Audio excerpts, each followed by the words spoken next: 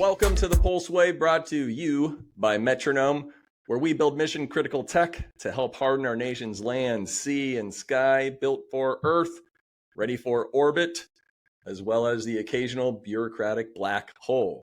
So here's a thought. What if America's defense acquisition system really wasn't broken? What if it was Roman?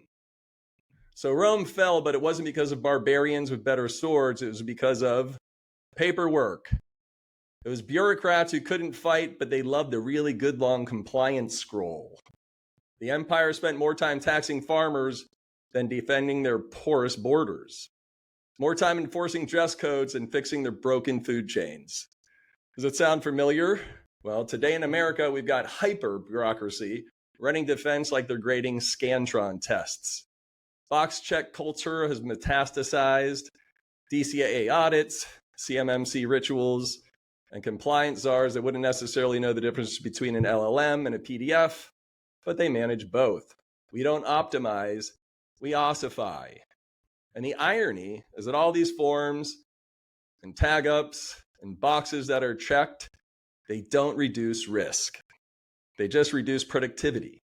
They demoralize builders and they punish the people that just want to get stuff done. And when the next real shock hits, like a war or a breach, some type of breakthrough or widespread espionage, we're going to realize too late that all of our boxes were checked. They were checked on top of pillars built out of salt and sand that will crumble when we need them the most. So today we're going to talk about our wonderful bureaucracy, why checking boxes is a complete and utter waste of time, and how we think that GovCon can get a little bit better. In our own humble opinions, of course. So let's get to it. So today on the show, we have the man who compared government contracting to dating a jealous narcissist with a security clearance. He's spicy, he's opinionated, and please do not buy his book. John Ferry, welcome to the show. Also back, the only guy who writes generational infrastructure code before breakfast. Then he roasts the entire CMMC framework by lunch. He's an Army veteran. Welcome back, Rob Murtha. What's up? Hey there. Glad to be here. And of course, the man who went from rewinding VHS tapes to recruiting defense talent at high speed. He's helped more GovCon firms stand up programs than Rome had tax collectors. Welcome back, Tom Weinert. Hey, be kind, please rewind. I love it. So bureaucracy, red tape, checking boxes. I'm going to share my screen. All right, so this might look familiar to somebody here. So John was talking about government and industry relations. I love this post. So it boils down to trust and respect. You could probably read it better than me, but I'll just skim through this. One demands, the other respect requirements, process, budget, standards. And they're also demanding that the bid isn't rigged, it's fair. I haven't talked to anybody else, don't worry. The following process, it's going to work, don't worry. Everything's going to work, we've got it all set up, we have all the boxes to check. But meanwhile, that same partner doesn't respect your contract scope, your payroll, cost accounting, schedule, etc. And they also don't trust that you're actually going to deliver. But what does it remind you of, John? It reminds me of a poorly formed and not trusting abusive relationship. And I mean, it was weird to me, like writing that post, how really appropriate the analogy is. And I like to talk to analogies because it helps kind of anchor the concept. But like, if you really think about it, the way we talk about this in GovCon is like, oh, it's a relationship. You're building a relationship between the customer and the company. Great. But when that relationship is like abusive and narcissistic, and I'm not throwing shade on all government folks, right? Like that is by far not what I'm saying in any way. I have fantastic government customers, but those are all customers with whom I have real trusting, conducive relationships with. But I'm sure everyone on this call has had terrible relationships, and they oftentimes feel a lot like, not well-bound, abusive, narcissistic, self-centered relationships where like you have to give 100% and I'm going to keep one foot out of the boat and make sure that I have options. And, I don't want to get vendor locked, I'm afraid to commit. So like, it becomes very difficult for the other side of that relationship to really also commit, and we also have been scarred over and over again. So it's interesting, like the parallels between GovCon relationships and like relationship and like pair bonding dynamics is bizarrely similar. So when John and his company are sleeping at night, this government customer comes up and takes his finger and puts it on his phone and opens it up. So do you think, I mean, of course there's a lot of conflicting or converging things that could have gotten us to this point, right? At some point they're afraid potentially to have a good relationship. Maybe they're going to get their hands slapped. Maybe that box isn't checked. What do you think are a lot of contributing factors to get us to the point to where, of course, there's a lot of really great customers, there's a lot of great industry partners, but there's a lot of putting your hand up and saying, no, go away. Yeah, I mean, we have to claim our own culpability here, right? Like just like an actual familial, right? Like finding a partner. If there is damage to one person in that potential relationship, that damage didn't come from nowhere, right? It came from upbringing, more likely. It came from some historic experience they've had in the past. So, like, legitimately, there are bad actors in the GovCon space. There are bad companies. They're all over the place, right? And so just like in relationships, how do you cope with that? Well, you make yourself lists. You write down like all the things you're looking for in a partner. You write down a list of red flags, and like you go down those red flag lists and make sure that like nothing's going to happen. And so you end up with this sort of this ossification. This, I want a man in finance, blue eyes, 6'5", trust fund, right? And that's what becomes your standard. And everybody else, someone who's maybe 5'5", or maybe doesn't have a trust fund, just gets selected out of the gene pool, right? And so I think the solution to this is actually more open engagement and dialogue, but I feel like there's been such an environment built up around the status quo that it's been sort of institutionalized on both the industry and the government side. And it really takes someone who's willing to step outside the conventional norm and those are usually the folks that we recognize as our best customers, are the folks who are like, you know what, I'm going to take a shot, right? Like you seem like a trustworthy person. Like we're gonna try and make this work, and I'm gonna accept the fact that I might get hurt, but the value proposition is higher than the risk. And that's not everybody. That's the exception to the rule rather than the rule itself. Agree. Rob, you're always talking about doing things and productivity. How do you think that comes into this conversation here? I just think like there's so many things that have to get right in any type of contracting action between industry and the government. And similar to what John was saying, I don't mean to like offend anyone. It's not them, it's the system. It's like the levers that they have available to them and stuff. But like realistically, it's just gotten so bad, and it's so expensive to even get a contract underway to then execute on it. And that's where all the real challenges are. All the complexity is like, can you build something that other people can extract value from continuously at cost? That's hard to do. Like a lot of people can't do that. So when all the complexity is stuffed into this like theatrical dance that occurs, it's just too expensive. I mean, I'm kind of chaotic. I think someday, and we all know it too, right? When we go back to the compliance stuff, let's make this about security for 1 second. When we look at the compliance stuff, everybody's like, oh, it's so weird that we do all this stuff, because we know if a conflict kicked off that was like super serious, we would just do whatever it took and everything else would go away. None of this stuff would mean anything. We know that's the reality. We've seen it happen with like far less critical events that have occurred. And so it's like, I guess it's just frustrating that we do this kind of like, I call it like The Sims, where we like have this performative, weird, jobs programmy routine with the government. And it's like we're going to end up using Signal Chat. We're going to end up using all these things that they kind of like have these like deep opinions about. And it's always people that aren't technical or, security SMEs or whatever. I think there's just a lot of cost in this performance, and we're starting to see less of our performance because we can't afford it anymore. With inflation, like people, like we had 20 to 40 years of just like paradise that we just kind of made a lot harder for everyone. Right. And so now it's like we have to cut back.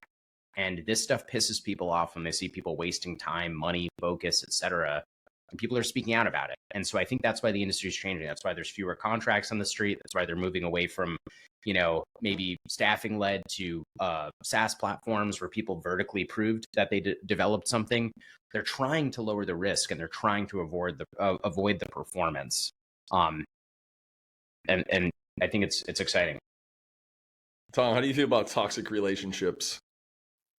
Like, it was making me think of like the emotionally unavailable partner, right? Like that's like the analogy I was thinking of. But honestly, one thing that I've like seen a lot, and by no means is this a blanket statement, but like contracting officers that leave government and work in industry, and a lot of them have the reaction of, "Oh, I had no idea that like when we put an RFP out this way, this is how industry was reading it." And I think a lot of it comes down to like the left hand doesn't know what the right hand is doing. And, from a customer standpoint, maybe some of us don't understand exactly what's happening in those government offices, but from a, government standpoint, I think that it would be very helpful for them to spend time in industry and vice versa, because a contracting officer in the government is much more different than, a contracting officer on industry side. And that's something I've observed when we're actually hiring people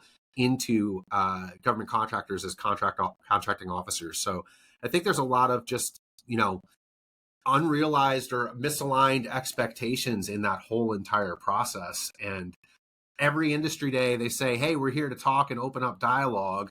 But when it comes down to it, those doors are always closed when you're trying to ask any really tough questions. So that's kind of my take on it. When you go to a conference and you do have the opportunity to talk to a customer, and if you were lucky enough to have them, sit in front of you and talk and give you their card, I also find that a lot of the time, and not all the time, but then you get back to your desk and you're excited. You're like, I spoke to that person, he gave me their card. And then you call them or email them and you never hear back. Yeah. But you got their card. Just you. So I guess, to play devil's advocate, there's one government customer and there's thousands of us running around that place looking for them, want to get up their skirts or get up their pants or their trousers or whatever it is. So I'm sure it's a lot to take. I'm sure it's a lot of work compounded on top of all the boxes they have to get back to their office and check.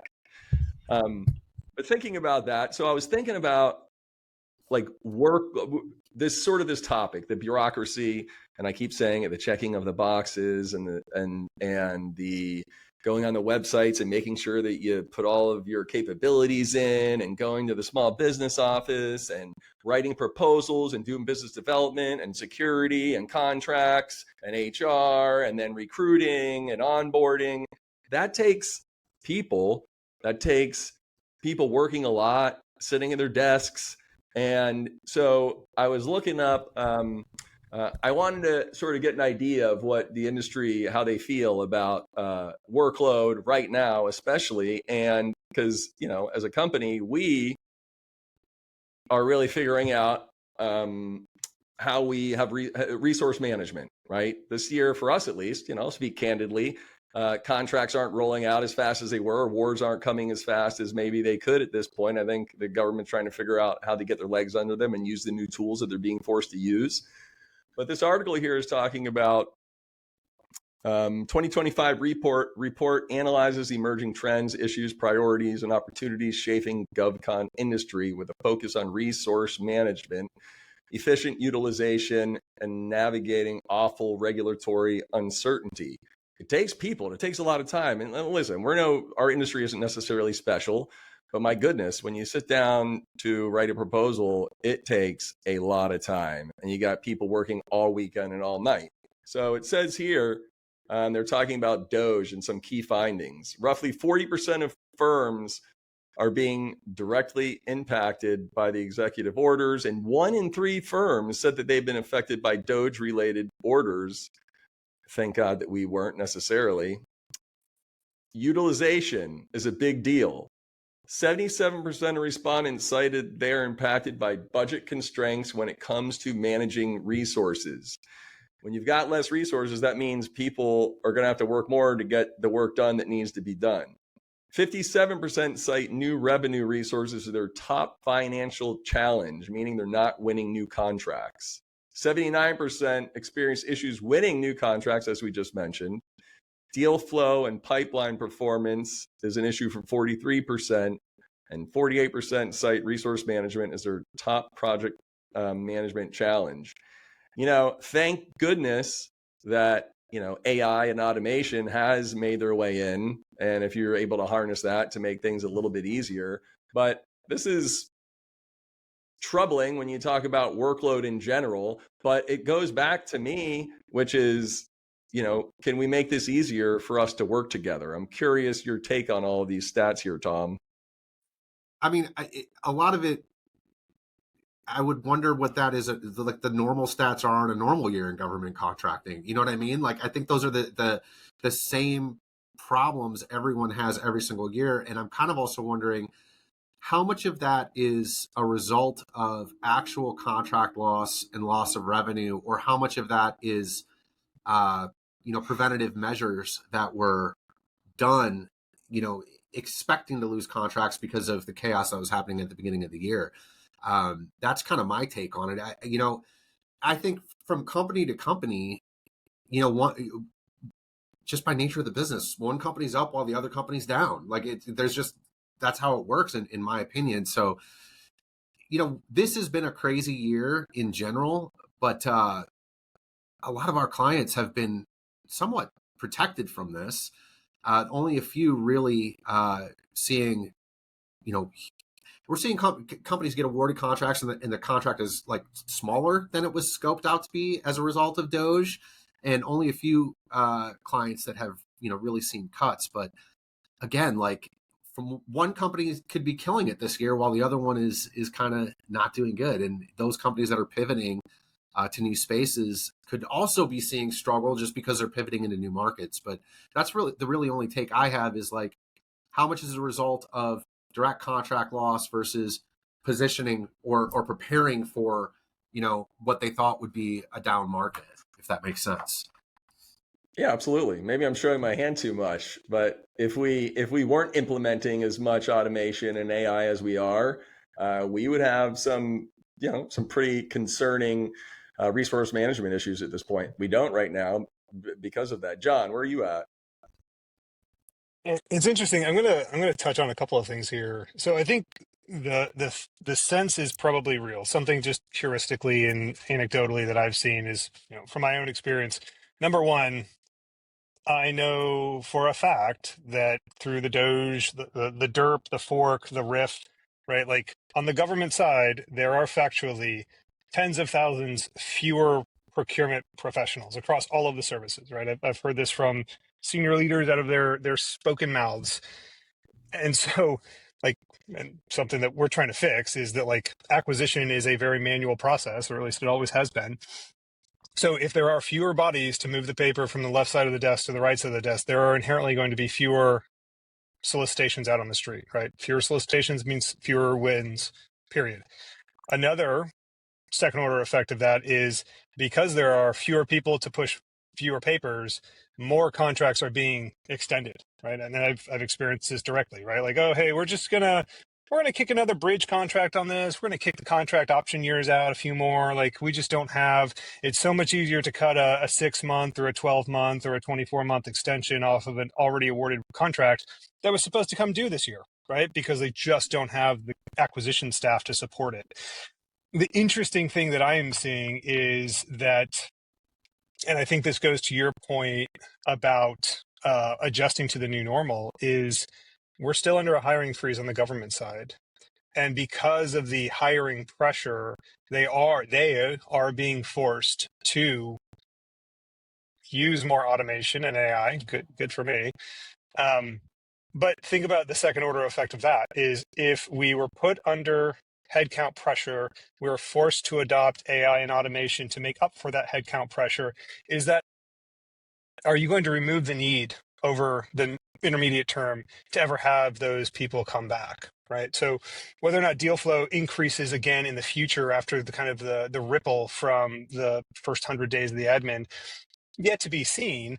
But I think the implicit signal to that is exactly kind of what you and Tommy says. Like, if you're on industry and you're not implementing AI and automation to get more efficient so you can be meaner, leaner, you're probably going to get Kodak'd. Very good chance. Rob, do you know anybody getting Kodak'd? I mean, you see it everywhere because, like, the unfortunate reality is, like, a lot of companies become mirror images of the customers they work for, like, especially the larger enterprises. So, you know, you end up in situations. I'm in a quirky spot because I do a lot of B2B work, both inside, you know, GovCon and outside with just industrial companies. And it's obvious, right, when you see people that like there's this weird thing that happened after COVID where everyone kind of started to think that VTCs were like productive time, right? Like if you were on a Zoom call and you had a block out on your calendar that you were doing something that benefits the company, benefits the mission that you support, something like that. And it became this like addictive, like let's load our calendars up to look super busy, but like produce very little type of vibe. And so the honest reality is like, you know, you have to be constantly producing value that's competitive, that you can have your kind of hunters go out and sell and capture work for you, whether, you know, there's, you know, funding or contract issues. There's always a deal to be made, especially in this world of CSOs and BAAs and stuff. They're starting to come out a lot more now. It's just a different mentality. Everyone's been in like, let's just sit and stare at our SAM keywords and see what comes into our email for DevSecOps mode. It's changing. And yeah, so companies that can't change, can't, you know, maximize output for the different growth roles in their company and kind of change perspectives and mentalities, they're screwed. Can I touch on what you just mentioned with CSOs and OTAs real quick, Rob? And I think it emphasizes this point of like the landscape shifting a little bit from the legacy mode is, let's be completely blunt and honest. Like I've seen these things run through a number of channels so far. What are CSOs and OTAs? Commercial solutions offerings and other transaction authorities. When you actually get into practice, what are they? They're sole source contracts through other means, right? That's what they are. They're a sole source contract without a J&A, without the ability to protest, right? Because it's non-FAR based, you can't actually lodge a protest. So what does that mean for your deal making process? It means exactly what Rob said, sitting there and staring at your sam.gov and waiting for the pre-solicitation or the RFI to come out and then going around and responding to it. I've seen thousands of companies list their products in OTA marketplaces and get $0. While I've seen other companies that bring customers to those same marketplaces and get hundreds of millions of dollars. Again, without a real competition, like a traditional competition, without any means for protest, and people will get on LinkedIn and complain about it and, you know, decry it, but the money's still flowing. So that is a different deal flow mechanism than we've been accustomed to before. And the government likes it because they can pick what they want to buy. And as long as they have the relationship with the customer, they can take that to a vehicle that allows them to do what they want, and they get to make the deal. And you can complain about it, or you can just accept that it's the fact of life. It's exciting as hell for so I'm a dad and a husband, but professionally first, I'm a salesman. And to be able to now actually sell, we're lucky enough to have a couple of these tools here at Metronome, and to be able to take my team and really employ true sales tactics and go out and talk to customers knowing that we really have an opportunity for them to come and buy something from us. When in the past, like I love how you put it, sitting there looking at your SAM and your GovWin and Dell Tech and all of that and crossing your fingers. And listen, sales is a numbers game. It always is. But at least I have a little bit of control of the numbers and the shit that I'm throwing against the wall, hoping that it's going to stick. And the timelines too, right? Like I can do the exact same shaping and capture on a traditional acquisition, and I can wait another year before that finally filters through the contract office and then plops out on sam.gov for me and my 5 greatest competitors to shoot out on over the course of the following year before a contract's awarded. Or I can go to a marketplace, I can put my thing in there, I can drag my customer to it, and they can award that thing the next day, right? We've seen this stuff done in a day. Like totally different process. And again, if you're going to adjust to it, awesome. If you, here's another thing that I want to throw out there, and then I'll stop talking, but like, you cannot believe the rhetoric, for the love of God. the amount of either ignorant or disingenuous rhetoric about how these innovative things are actually working. You can't just look at the slick sheet and be like, oh, if I put my thing on the marketplace, it's going to get bought. It's not. You have to your point, Virgil, you have to do the traditional sales. You have to go build the relationships and bring the customers like we do in the B2B world all day long. But now you can do it without the 12 to 24 month procurement cycle that we're traditionally accustomed to. It's a different game. Can I add to that? I want to. Yeah, go ahead. I want to Rob. add to that really quick, John. I think it's spectacular, and it's such a good point, and it's so much. It's really hard to do, right? Like I think it's something that people empathize with, but what you just called out is like a serious risk, because it feels like fake productivity. Getting on the CSO and pretending that it's like some mall that people are going to be shopping at when you have literally 100 other companies with productized services that align to exactly what you're pitching. Like all it is like a license to be an 8A essentially. Now you have to go out and jump in people's DMs, think creatively, look at ICPs, ideal customer profiles, things that our industry is just not tooled up to do from the services perspective. And it's like you said, it's more B2B BDR functions where it's like, what's a creative need that I can like, think about with my abstracted service that's sitting on the CSO and kind of come up with something more pointed and opinionated that's going to get me the sole source deal, because I can't just go to them and sell cybersecurity stuff. They have 100 different competitors. It has to be unique and thoughtful and interesting and novel, but it's a total trap. The whole like CSO, we're just going to get on here and submit 40 things on here and never sell it. Like it's like hey, look, I'm doing things in this like low contract environment type trap. And it is activity masquerading as action on the government side as well, right? Like, oh, look at my marketplace. It has 500 different product offerings. Yeah, but you've only awarded contracts to 5 companies out of 500. That's like 1%, bro. Like, but no. I have 500 companies. Look how much traction I have. Like, okay, deal flow is what matters. Just the performative, innovation or the performative action is. And we know BD folks who fill their day previously, they'd fill their day with going to meetings or going to industry days or going to conferences. And that's what they'd fill up their time with. And that front end funnel pretend, action does not actually equal any output. It's exactly the same thing, but with a tighter time cycle. Now it's like calling, DMing, getting out there and like creating real demand. With real product. Well, talking about, go ahead, Tom. What is the equivalent of this for service-based contracts? Is there one?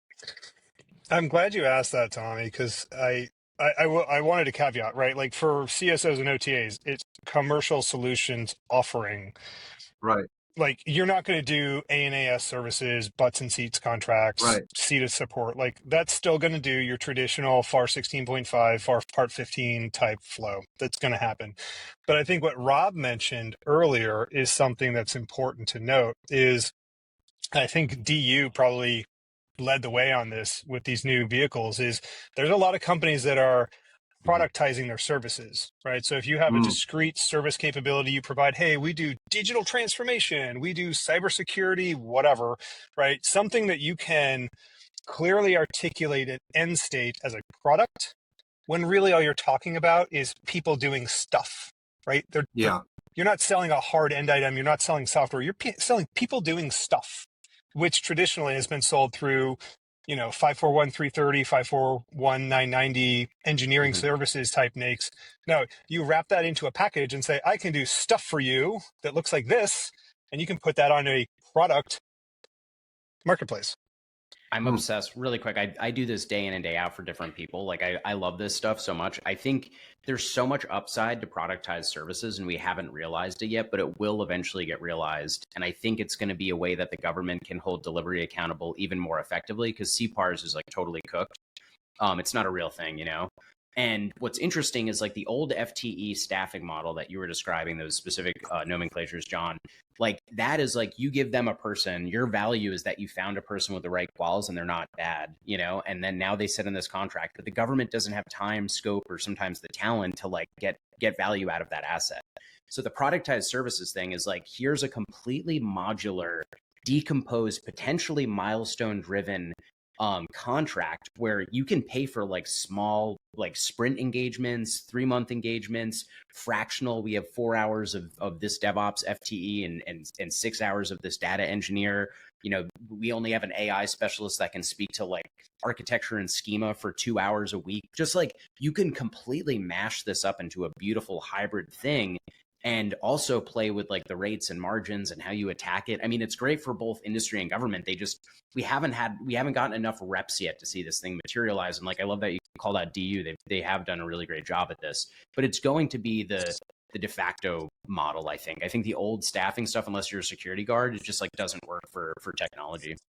Yeah, I would agree with that. And I want to push on that a little bit. I think right now it is easiest for both the customer and the companies to conceptualize and consolidate, you know, a productized service as something, you know, to do with cybersecurity. Like, hey, we need to have whatever this code transformed. So I'm going to sell you a package of, you know, translating code from COBOL to Python, whatever you want to call it, right? Like that's easy for both sides to conceptualize.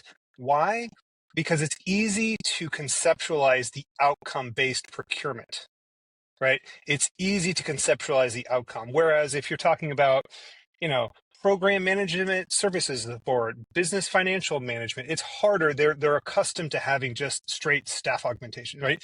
Your security guards, your security services, it's harder for you to conceptualize that because they want that quantity of butt in seat that they have direct control over. But and also the temporal factor. Why does it have to be 3 months? 3 months is a, you know, sprint based, you know, all the Scrum Agile stuff like that makes sense very much in like the software and the DevSecOps realm. But why can't we focus on what we've all said we want, which is outcomes based acquisition? If you need staff augmentation, and frankly, to be completely blunt, like this is what firm fixed price services contracts have always been. Right? The firm fixed price statement of work is you will support this program office, you will provide program management, you know, business financial management, yada, yada, yada, but I'm going to dictate what the LCATs are. Well, what you really want is to dictate the outcome. You want your office fully supported in your program management tasks.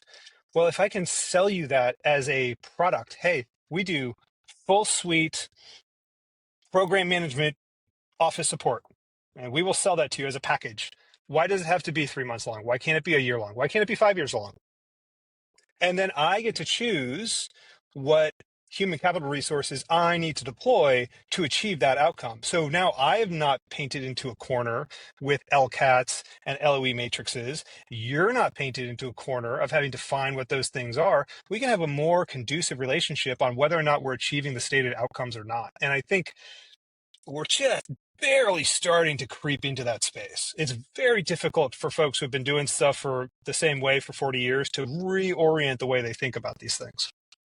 I think you just said what I was sort of marinating on. I don't think I've been able to think it all the way through yet, but you know, I can almost argue to say when you're talking about productizing services, yeah, security guards, but you don't want security guards from me. You want your facility guarded and secure. You want to make sure that nobody gets through the front door that's not supposed to. You want to make sure that the skiff, you know, has no illicit things going on in and out.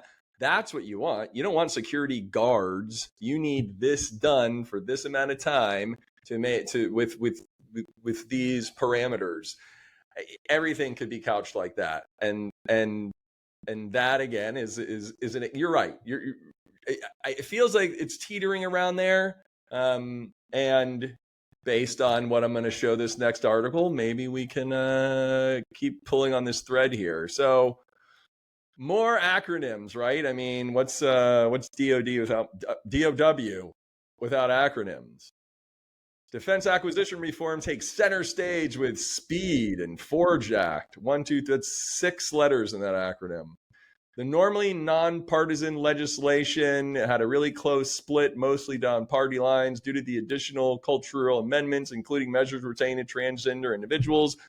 That's interesting. The bill's eventual passing could authorize $848 billion for defense purposes. All right, let's go down here. So the SPEED Act, streamlining procurement for effective execution and delivery. SPEED. So this one, I believe, was from the House. And this one is realigning, a lot of sort of, I'm not going to go through all this right now, but realigning. But then you have the Forged Act, and this is from the other side of the House, and they're really tearing apart everything and putting it back together. So at this point, the idea is that they're going to merge the Speed and the Forge Act, and they're going to figure out what that looks like. And the final NDAA will likely be a hybrid blending Speed's practical process improvement with Forge's regulatory modernization. This is a big deal. They're changing a lot. And, the question is this, obviously it'll take a while to digest this and for everyone to understand how these tools are used, but will this help solve the issues that we're talking about in terms of, customers being comfortable meeting with you, customers being comfortable will they not have to check as many boxes here? So that's my question. Is this going to really help acquisition from what you know?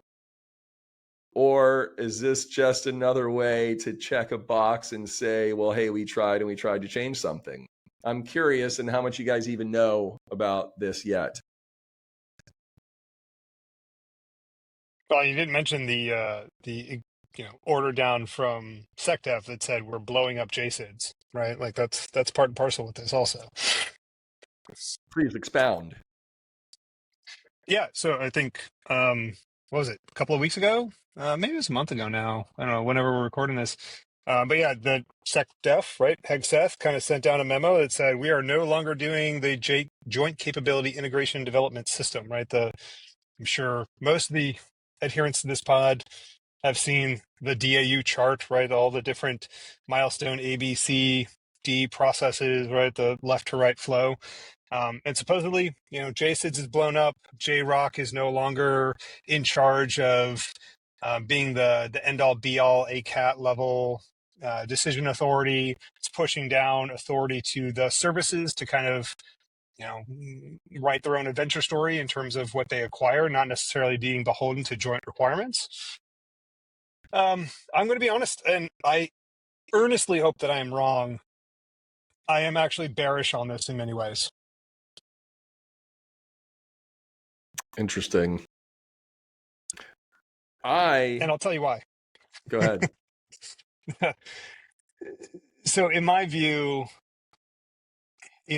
regulations are out there, right? And acquisition reform is as old as George Washington, right? Like he was writing letters, chastising quartermasters about cost schedule performance 250 years ago, right? So like this is the tale as old as time. Regulations and process and restrictions have always been there.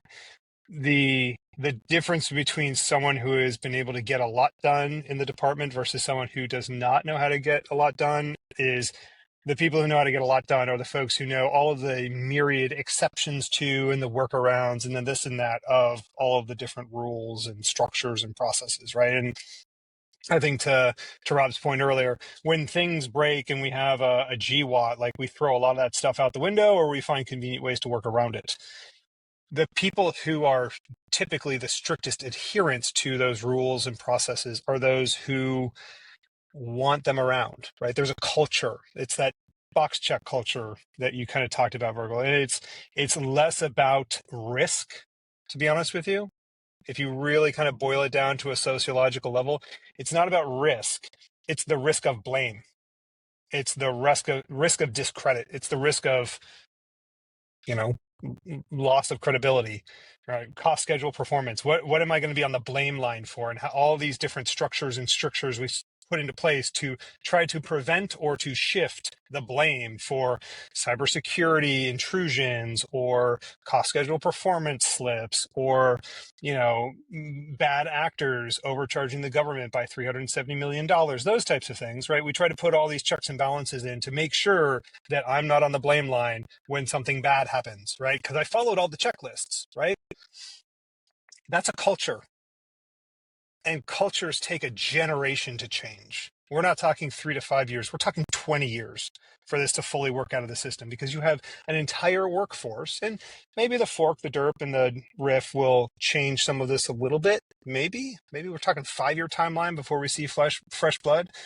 But like the people who have been doing things the same way and are accustomed to the process and know how to run the process, and that's been their daily job for 20 years, you're going to tell them that the entire way that they've done work for the last 20 years is now out the window and we're going to change it all? I'm skeptical.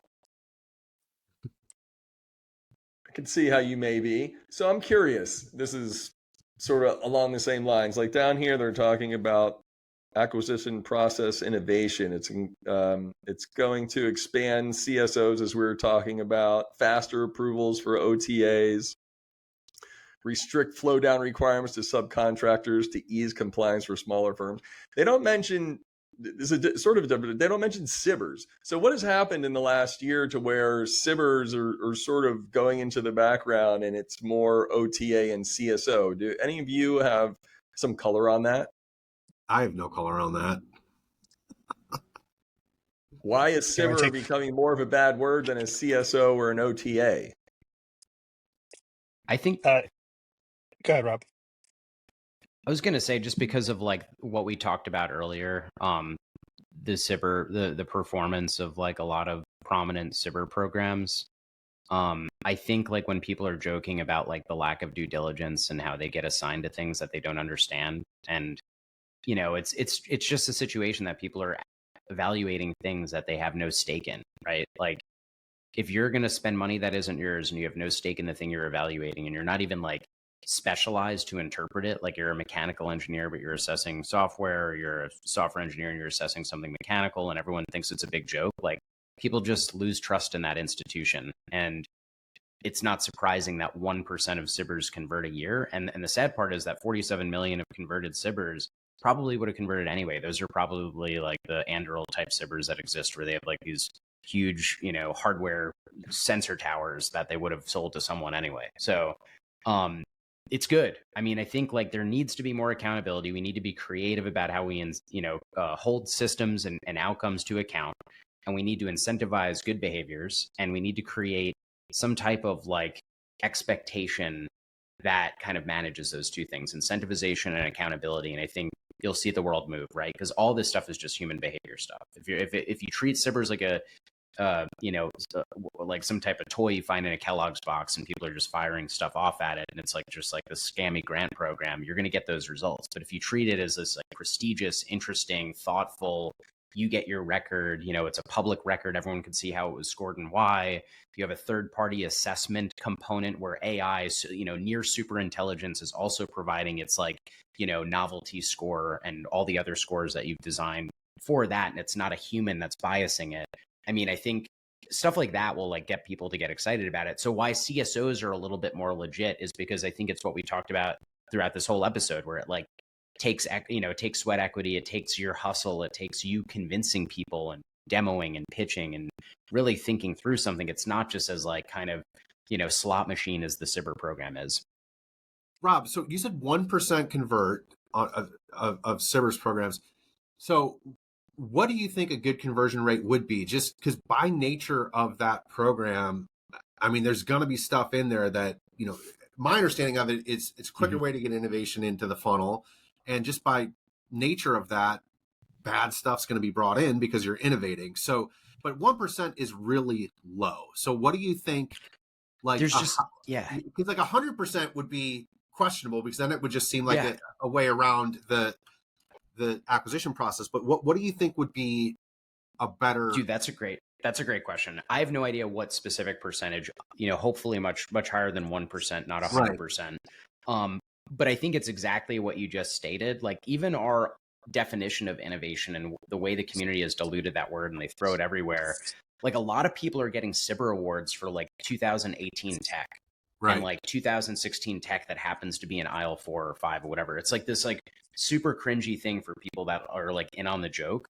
where real novel tech is like all the people are using like generative AI to discover like new CRISPR patterns for like material sciences. Like that's like an SBIR. That's like, oh, you're changing how we can like engineer genes. Like it doesn't have to be that extreme, but it definitely doesn't have to be some 2016 commoditized technology service that gets a SBIR because it has a cool warfighter term in it. You know, it's just there needs to be a balance. So I think you need more talent and people that are trained up on like what is novelty. How would like I'm not even going to say a VC, but how would like a really competitive private equity firm make a decision about investing in something and hopefully getting a multiplier, that multiplier being operational capability and us beating our adversaries, and like create this culture around like ruthless, like visceral buyers that are just like absolute savages for different domain threads. And they just like scrutinize these things, and they're like very aware of what the mission needs are, and they're very aware of what novel is and what isn't novel. If you can go and buy it off of a CSO, you shouldn't have it competed via SBIR. If you can't buy it off of a CSO and it's creative and wacky, and you're doing kind of, you know, cross security in like a, you know, dark factory or something between robots, like something nutty like that, sure, like let's SBIR it. Like if it's valuable for the mission, you think it's going to like, you know, help you process or store munitions or something, go for it. That's like a practical, interesting thing with a thread of feasibility. But like it's all about kind of like what you're kind of communicating to the industry to submit as an idea, with the resumes, with the chops, with the reps, with the scars, you know, people that can justify that they can actually do these things.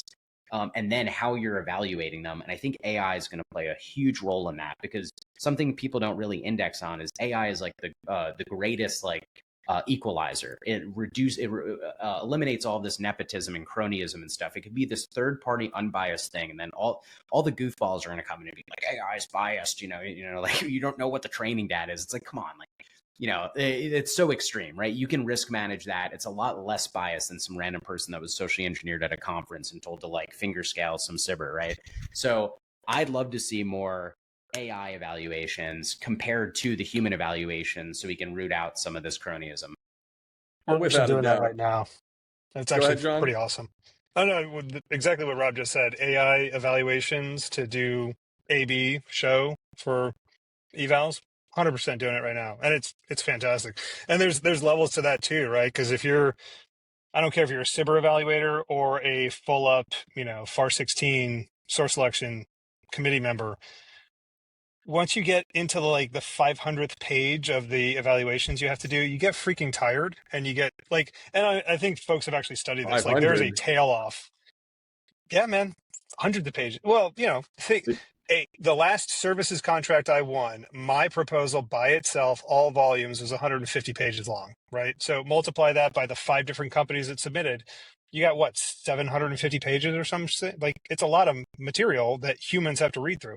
AI doesn't get tired. AI isn't biased, right? Like it's going to read your evaluation criteria. It's going to read your proposal. It's going to make its selection. And it's going to give you really well justified explanation as to why it made that grade.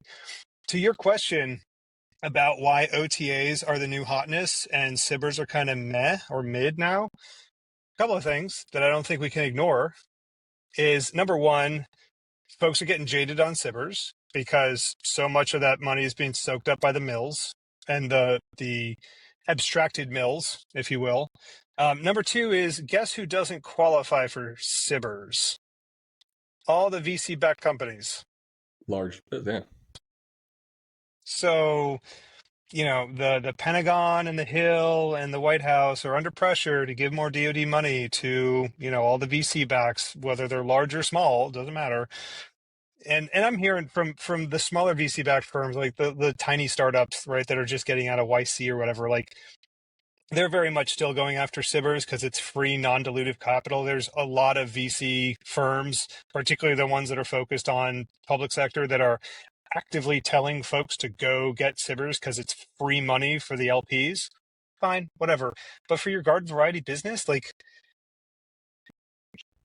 you might get a 10% conversion rate, right? Like your P-win on a given SBIR, unless it is 100% written for you, is maybe 10%. I'll give you 3 anecdotes. I have submitted, no kidding, 3 direct to phase 2 SBIRs that literally described my problem.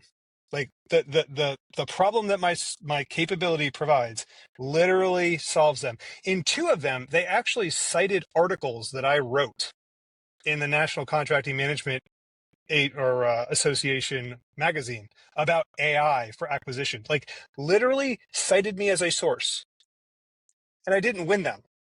You're like, oh, Explain that this to me. one's queued up for me. It's written for me. They literally like wrote a solicitation around my slick sheet. So I requested a debrief. Now, number one, why are you writing a CIBR topic for something that already exists? That is, to Rob's point, like counterintuitive and illogical, number one.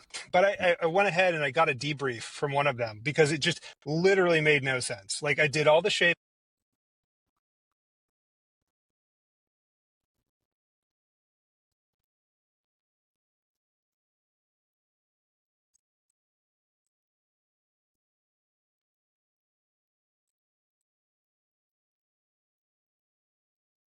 That's crazy.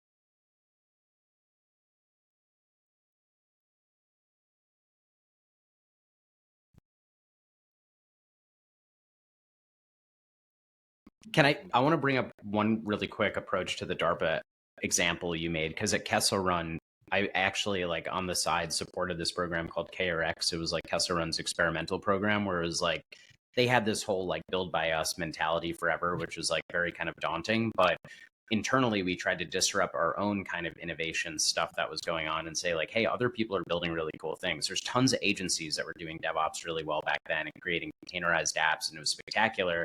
So I wanted to reach out to the AFRL types and the DARPAs of the world, and we ended up lifting and shifting a product. No one tells that story at KR. That came from one of the labs. One of the interesting things about SBIRs, and this is what I was talking about when it comes to talent that negotiates on behalf of the government, is like there's all of this like data rights, who owns the architecture, who owns what type stuff that can be totally decomposed with AI as a partner, because I think the government shouldn't just look at CBIRs as zero sum, like all or nothing, like we're either transitioning this to this environment and making it a warfighter tool or not. There's pieces of it that are absolutely salvageable, whether it's like a compelling algorithm or an interesting new data schema that works for mission outcomes, or, you know, a new workflow or theory that can be lifted into a larger system that may have already a larger market share and user adoption, and like they're just not interpreting this operational workflow this way. Like, there's another opportunity to salvage pieces of an SBIR if you do your contracting right and you break it down and you kind of own certain pieces, or you can incentivize that company to work with another company, another team, to kind of stitch in this modular piece into it. And that could be something that ends up aligning to the MOSA stuff, the MOSA, you know, the new expectation in that article, Virgil, around modular open systems architecture. Like, that's a mentality that people need to train for and think about, and there needs to be a strategy around, because it's not going to come out organically. You're not going to have people that just like creatively are like, oh yeah, I want to salvage this like 20% solution that's high impact. Like that stuff you have to get reps in, change the way people think, change the way people buy. It goes back to that, like we need ruthless buyers, and like we need to pay ruthless buyers. We need like legit killers that can do this like due diligence VCPE style, as if, you know, they wanted a multiplier and they were going to go retire on John's Island over by you, Virgil. You're muted, I think. I'm not sure. I was wondering, are we being too sensitive in our industry, right? I haven't necessarily done a ton of selling, I would say, like in the commercial world. And so I just did a little research by typing one sentence. And so let's say that, as Rob said, SIBRs are 1% conversion rate. So when you're selling to like a Meta or an Apple or a Walmart or something, 1 to 3 conversion rate. So when Walmart has an open call program, people submit to it, and less than 2% of applicants ever see any sustained placement in any of the stores. So is there a difference in, like, is there less avenues for us to achieve that revenue? And is that why we're more sensitive when you do have a Walmart and Apple and Amazon and Microsoft go down the list of other hundreds or thousands of companies that you can reach in to sell to unsuccessfully? So do you see what I'm saying? I think so. We are essentially equal to the commercial market when they are selling into big money paying customers. Yeah. Conversion rates for them are also 1 or 2%. Oh, so conversions being used differently. They sell. No, they sell. They get a sale. That's what I know what you're saying too, but I'm just sort of relating it. And no, yeah. Well, what I'm saying, the 1% part is they're already sold. So 100% are funded, right? So it's not about converting a deal, if that's what you're talking about. It's 100% of the 4.7 billion is allocated. 1% of that money means anything ever, is what we're saying. We're saying 1% of that 4.7 billion that's funded, not like people who like get the deal. They've gotten the deal. I misunderstood you. All right. You see what I'm saying? And then how smart your host is. No, but it's talking about like, is the government making the public funds work for America, work for the population? And in that circumstance, they're not, you know? And so I'd also be curious the percentage of actual SIBRs that are awarded out of all the ones that are bid. I have a feeling that that's pretty low as well. Yeah. Dude, you're awesome. Tommy's out of his mind. Guys, thanks for joining me. It was great. Let's stop checking boxes and let's get out of this bureaucratic black hole. Thank you so much. Later, guys. It's fun.